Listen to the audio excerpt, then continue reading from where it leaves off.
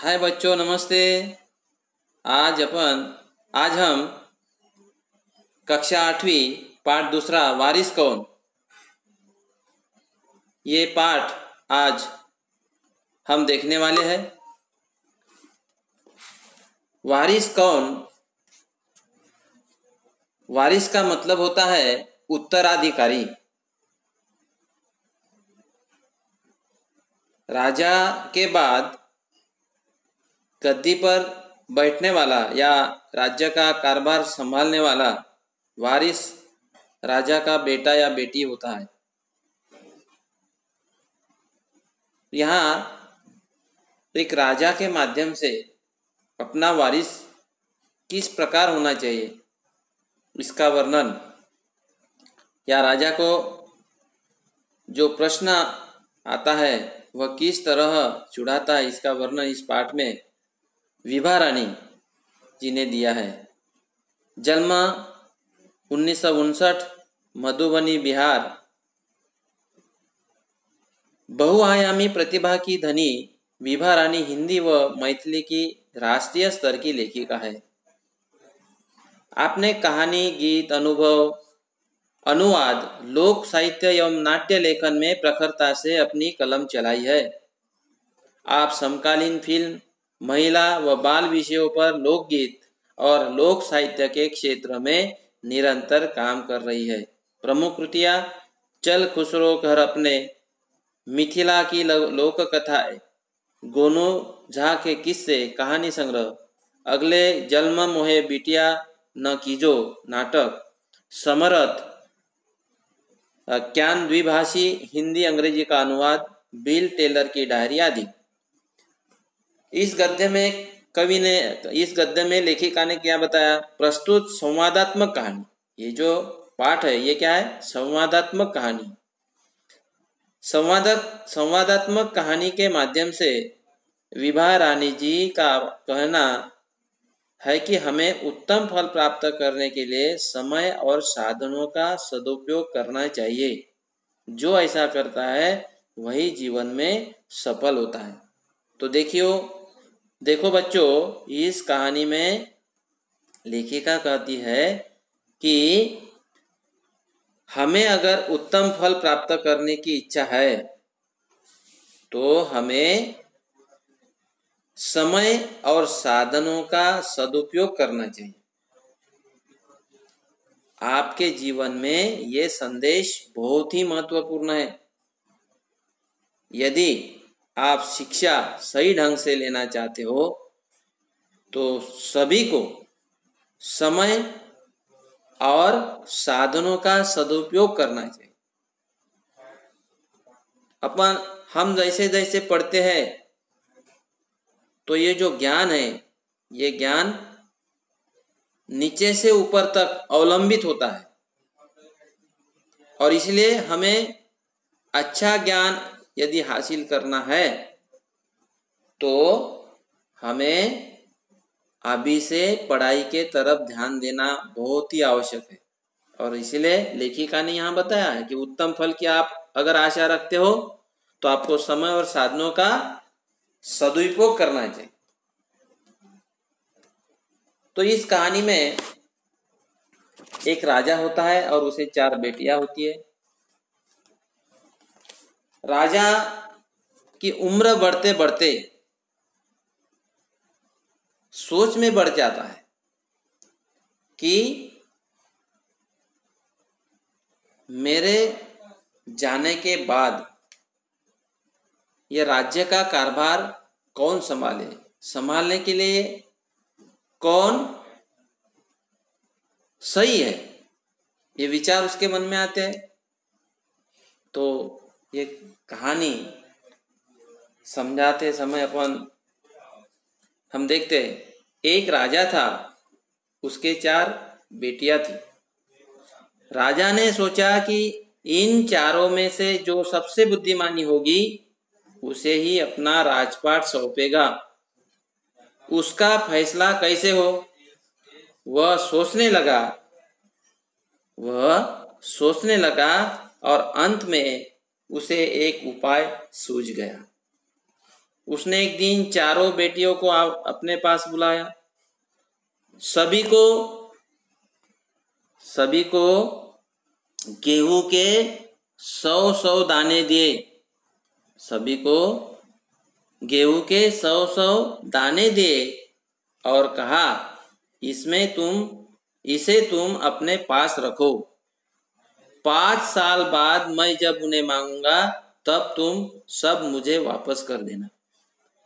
यानी राजा के मन में विचार आया कि अपना राजपाट मैं किसे सौंप दूं, क्योंकि उसे 4 लड़कियां थी, 4 बेटियां थी, और इसलिए एक दिन उसने इसके बारे में फैसला किया और सोचने लगा, और सोचने के बाद उसे एक उपाय सूझ गया। उसने अपने चारों बेटियों को पास बुलाया, सभी को गेहूं के 100-100 दाने दिए, यानी सभी को समान दाने दिए, 100 दाने दिए, और उसे कहा कि तुम अपने पास रखो, इसे तुम अपने पास रखो, और 5 साल के बाद मैं जब इन्हें मांगूंगा तब तुम सब मुझे वापस कर देना। मैंने उन्हें शर्त क्या रखी कि ये 100 दाने मैं आज सभी को दे रहा हूं, लेकिन 5 साल के बाद यही गेहूं के दाने मुझे लौटाना है, वापिस करना है। गेहूं के दाने लेकर चारों बहनें अपने अपने कमरे में लौट आई। बड़ी बहन ने उन दानों को खिड़की के बाहर फेंक दिया। उसने सोचा, आज से 5 साल बाद पिताजी को गेहूं के इन दानों की याद रहेगी क्या, और जो बात भी रहा तो क्या हुआ, भंडार से लेकर दे दूंगी। यानी जो बड़ी बहन थी, वह बड़ी बहन ने क्या सोचा, घर आते ही, अपने कमरे आते ही लौट गई और दिए हुए दाने खिड़की से बाहर फेंक दिया। और उसने सोचा कि पिताजी मांगेंगे या नहीं मांगेंगे, उसको याद आएगी या नहीं रहेगी, अगर रही भी तो मैं भंडार से लेकर दे दूंगी। अब दूसरी बहन जो थी उसने क्या किया, दूसरी बहन ने दानों को चांदी की एक डिब्बी में डालकर उसे मखमल के थैले में बंद करके सुरक्षा से अपनी संदूकची में डाल दिया। अब संदूकची यानी छोटा सा बॉक्स। अब दूसरी बहन ने क्या किया, चांदी की एक डब्बी ली, संदूकची ली, और उसमें मखमल के थैले में बंद करके डाल दिया। सोचा 5 साल बाद जब पिताजी दाने मांगेंगे तब उन्हें वापस कर दूंगी। अब देखिए, राजा को यही देखना था कि इस दिए हुए दाने पर अपनी बेटियां क्या विचार कर सकती है, क्योंकि सही समय और साधनों का सदुपयोग अगर करे तो जीवन सफल हो जाता है। तो इसलिए पहले बहन ने तो फेंक दिया, दूसरी ने चांदी के डिब्बे में मखमली के थैले में रखकर संदूक में डाला और सोच दिया कि जब 5 साल के बाद पिताजी ये दाने मांगेंगे तो मैं दे दूंगी। अब तीसरी बहन बस सोचती रही कि इसका क्या करूं। अब तीसरी बहन ने केवल सोचना शुरू किया, क्योंकि उसे लगा कि पिताजी ने जो दाने दिए इसके पीछे कुछ उद्देश्य है, कुछ तो कारण है, इसलिए पिताजी ने दिया है। वो सोचती रही, अभी तक उसने कुछ किया नहीं, उसके मन में विचार ही आते रहे।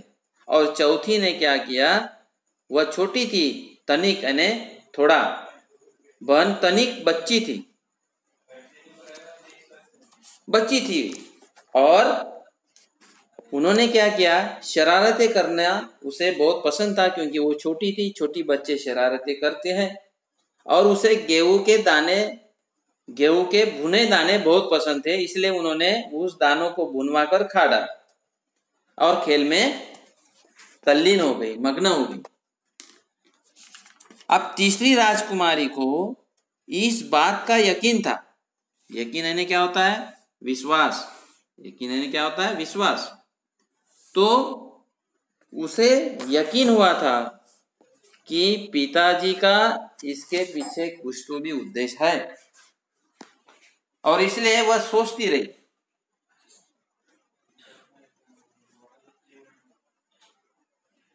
पिताजी ने इन्हें यूं ही दाने नहीं दिए होंगे, पिताजी ने यूं ही दाने नहीं दिए होंगे, इस प्रकार का विचार उसके मन में आ रहा है।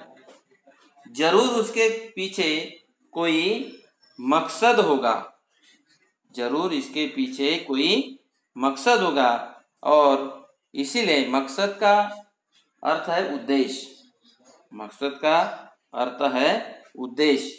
तो इसी प्रकार राजा को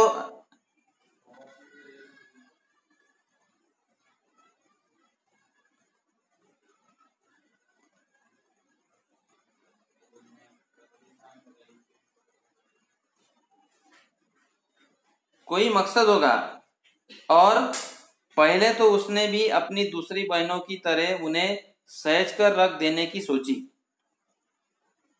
लेकिन वह ऐसा न कर सकी। 2-3 दिनों तक वह सोचती रही, फिर उसने अपने कमरे की खिड़की की पीछे वाली जमीन में दाने बो दिए। विचार करते करते उसने भी विचार किया कि दूसरी बहन जैसे उसे सहज रखूं, लेकिन फिर बाद में उसके मन में विचार आया और सोचती रही, और फिर उसने अपने कमरे की खिड़की के पीछे वाली जमीन जो है उसमें वे दाने बो दिए।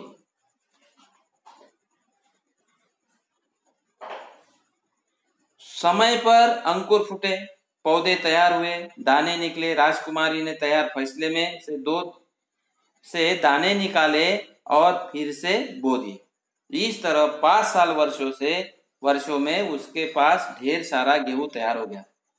अब देखिए उसकी कल्पना शक्ति कि जो साधन है, समय है, उसका अगर सदुपयोग करे तो किस प्रकार अपनी तरक्की हो जाती है, सफलता मिलती है। यही विचार करके उन्होंने वह दाने अपने खिड़की के बाजू में जो जमीन थी वहां बो दिए और फसल उगाती गई। फिर बाद में और दूसरे साल उसको बो दिया। ऐसे करके करके 5 साल तक उन्होंने 100 गेहूं के भरोसे ढेर सारा गेहूं तैयार हो गया। 5 साल बाद जब राजा ने फिर चारों बहनों को बुलाया और कहा, आज से 5 साल पहले मैंने तुम चारों को गेहूं के 100 दाने दिए थे और कहा था कि 5 साल बाद मुझे वापस करना है, कहाँ है वे दाने। फिर राजा ने 5 साल होने के बाद चारों बेटियों को बुलाया और उसने कहा कि मैंने 5 साल पहले आपको 100 गेहूं के दाने दिए थे और बोला था कि 5 साल के बाद मुझे वापिस करना है। बड़ी राजकुमारी भंडार घर जाकर गेहूं के दाने ले आई और राजा को दे दिया। अब बड़ी ने क्या किया था, फेंक दिए थे, इसलिए उन्होंने क्या किया कि भंडार में गई और भंडार में जाकर गेहूं के दाने ले आई और राजा को दे दिए। राजा ने पूछा, क्या वे यही दाने हैं जो मैंने तुम्हें दिए थे? क्योंकि राजा की शर्त क्या थी? राजा की शर्त यह थी कि जो मैंने गेहूं के दाने दिए वही मुझे आपको लौटाना है। तो जब बड़ी लड़की ने भंडार में से गेहूं के दाने लाए और पिताजी को दिए, तो पिताजी ने कहा कि क्या वही दाने हैं जो मैंने दिया था? पहले तो राजकुमारी ने हाँ कर दिया, यानी उसने पहले झूठ बोला, लेकिन फिर राजा कड़क कर बोले, यानी कठोर शब्द में जोर से बोले, तब उसने सच्ची बात बता दी। वैसा ही होता है, सहज अगर कोई पूछता है तो कोई काम नहीं करता, कोई सच नहीं बताया। अगर कोई व्यक्ति कड़क कर बोलता है, एक प्रकार जोर से बोलता है, तो हम क्या बोलते हैं, सच्ची बात बोलते हैं। तो उन्होंने सच्चे बताया, राजा ने तब उसने सच्ची बात बता दी। कौन सी सच्ची बात? कि जो आपने दाने दिए थे वे मैंने उसी दिन फेंक दिए, और ये जो आपके हाथ में अभी दाने थे वे आपके भंडार में से लाए हैं। राजा ने दूसरी राजकुमारी से कहा और पूछा, तुम्हारे दाने कहाँ हैं? दूसरी राजकुमारी अपनी संदूक में से मखमल के खोल वाली डिब्बी उठा लाई, जिसमें उसने गेहूं के दाने सहेज कर रखे थे। राजा ने उसे खोलकर देखा, दाने सड़ गए थे। अब संदूक में दाने रखने के बाद 5 साल में वो क्या अच्छे रहेंगे? क्या वो कोई धातु नहीं है? उसमें मॉइस्चर पकड़ के मॉइस्चर तैयार होता है और वे दाने सड़ गए हैं। अब तीसरी राजकुमारी से पूछा, तुमने क्या किया उन दानों का? तीसरी ने कहा, मैं उसका उत्तर आपको अभी नहीं दूंगी, क्योंकि जवाब पाने के लिए आपको यहाँ से दूर जाना पड़ेगा और मैं वहाँ आपको कल ले चलूंगी। क्योंकि तीसरी जो लड़की थी वह बहुत सोचकर उसने बहुत सही तरह से काम किया, और इसलिए राजा को उत्तर दिया कि इसका उत्तर मैं अभी आपको नहीं दे सकती, क्योंकि उसका जवाब पाने के लिए आपको यहाँ से दूर जाना पड़ता है। यहाँ से दूर जाने के बाद उसका उत्तर मिल सकता है, और कल मैं आपको वहां ले जाऊंगी और वहां मैं इस दाने का क्या किया इसका उत्तर मैं दे दूंगी। अब बची कौन सी? चौथी। राजा ने अब चौथी और सबसे छोटी राजकुमारी से पूछा। उसने उसी बेपरवाही से म्हणजे लापरवाही से जवाब दिया, उन दानों की कोई कीमत है पिताजी? वैसे तो ढेरों दाने भंडार में पड़े हैं। आप तो जानते हैं ना, मुझे गेहूं के भुने दाने बहुत अच्छे लगते हैं, सो मैं उन्हें भुनवा कर खा गई। आप भी पिताजी किन किन चक्करों में पड़ जाते हैं? तो चक्कर में पड़ जाना है, दुविधा में पड़ जाना। तो छोटी लड़की कहती है कि पिताजी आप भी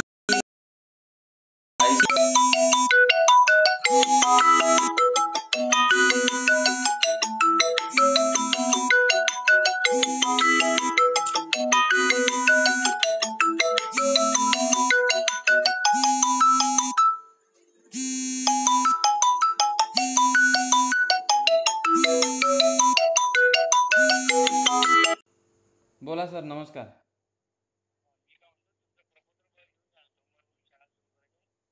ह्या सोमवारपासून हो का?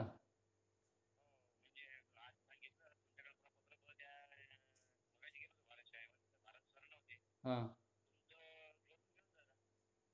बरं, तर कधी? आज आज तर काही येत नाही मी। उद्या? बरं ठीक आहे ना। आता आपण लिहून दिलं तर मग आता करावंच लागेल ना, आहे का? हां ठीक आहे. हो सोमवारपासून म्हणा का, मग आता 1-2 दिवस लेट होईल.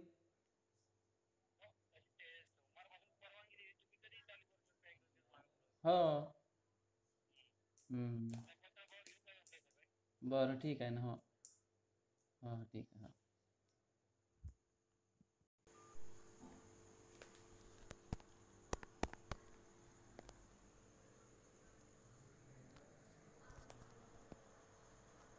अब राजा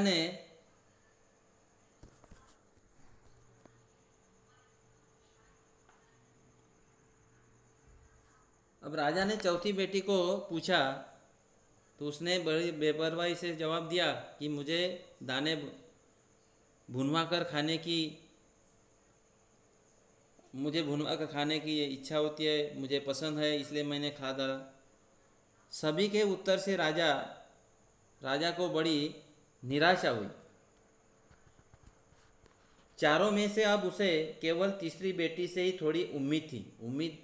उम्मीद है ने आशा। उम्मीद है ने आशा। तो दूसरे दिन तीसरी राजकुमारी राजा के पास आई। उसने कहा, चलिए पिताजी, आपको मैं दिखाऊं कि गेहूं के वे दाने कहाँ हैं। अब लड़की ने राजा को बताया कि दूसरे दिन मैं उसका उत्तर दूंगी, इसलिए कहने के मुताबिक वो राजा के पास आई और कहने लगी कि चलो चलिए पिताजी, आपको मैं दिखाऊं कि गेहूं के दाने कहाँ हैं। राजा रथ पर सवार हो गया। रथ महल नगर पार करके खेत की तरफ बढ़ चला। राजा ने आखिर कहा, रख छोड़े हैं तुमने वे 100 दाने। इन 100 दानों के लिए तुम मुझे कहाँ कहाँ के चक्कर लगवाओगी। राजा ने उसे प्रश्न किया, क्योंकि रथ पर सवार होकर महल चला गया, नगर चला गया, रथ चलता ही चला गया, चलता ही जा रहा था। तो राजा ने पूछा कि आखिर कहाँ रख छोड़े हैं तुमने ये 100 दाने, कहाँ लेकर जाओगी, क्या मुझे चक्कर लगवाओगी, क्या घुमाओगी। तब बातचीत में रथ एक बड़े से हरे भरे खेत के सामने आकर रुक गया। राजा ने देखा सामने बहुत बड़े खेत में गेहूं की फसल थी। उसकी बालियां हवा में झूम रही थी, जैसे राजा को कोई खुशी भरा गीत सुना रही हो। राजा ने हैरानी से राजकुमारी की ओर देखा, मैंने आश्चर्यचकित सोचकर वो राजकुमारी की तरफ देखने लगा। राजकुमारी ने कहा, पिताजी, ये है वे 100 दाने जो आज लाखों लाख दानों के रूप में आपके सामने हैं। मैंने उस 100 दानों को बोकर इतनी अधिक फसल तैयार की है। और पिताजी से यानी राजा से तीसरी लड़की ने कहा कि राजा साहब, ये है आपके 100 दाने, जो कि आज मैं ये 100 दानों से लाखों लाख दानों के रूप में बदल दिया। मैंने उन 100 दानों को बोकर इतनी फसल तैयार की। राजा ने उसे गले लगा लिया। गले लगाना यानी प्यार से मिलना। और कहा, अब मैं निश्चिंत हो गया, तुम ही मेरे राज्य की सच्ची उत्तराधिकारी हो। और राजा को लगा, सही, ये मेरी तीसरी लड़की जो है, यही मेरे राज्य की, मेरे राजगद्दे की सच्ची उत्तराधिकारी है। और इसी प्रकार तीसरी बेटी को उत्तराधिकारी करके उसने ऐलान किया। तो यहाँ पे ये बताया है कि समय का सदुपयोग और जो संसाधन है उसका सही ढंग से अगर अपन सदुपयोग करें तो अपने को, हमें या सभी को मिलने वाली जो सफलता है वह बहुत ही अच्छी होती है और इससे अपना सभी का जीवन सफल हो जाता है। तो इसी प्रकार इस कहानी के माध्यम से कुछ सुझाव, सही समय का सदुपयोग और संसाधनों का भी सदुपयोग करके जीवन की सफलता हासिल करनी चाहिए, ये उद्देश्य के साथ इस कहानी में बताया है।